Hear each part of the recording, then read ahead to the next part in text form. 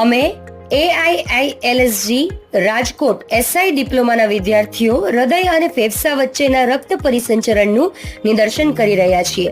હૃદયની વચ્ચે રહેલા વિદ્યાર્થીઓ ટ્રાઇકસ્પિડ અને માઇટ્રલ વાલ્વ બન્યા છે. બ્લુ કેપ પહેરેલા વિદ્યાર્થીઓ ડીઓક્સિજનેટેડ બ્લડ દર્શાવે છે. શરીરનું બધું જ ડીઓક્સિજનેટેડ બ્લડ મહાશિરાઓ મારફતે હૃદયના જમણા કર્ણકમાં પ્રવેશે છે.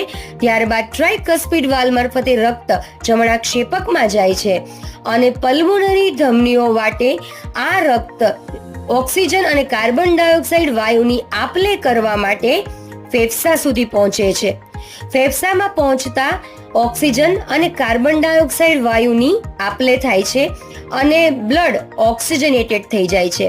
રેડ કેપ પહેરેલા વિદ્યાર્થીઓ ઓક્સિજનેટેડ બ્લડ દર્શાવે છે, જે પલ્મોનરી શિરાઓ વાટે હૃદયના ડાબા કર્ણકમાં પ્રવેશ કરે છે.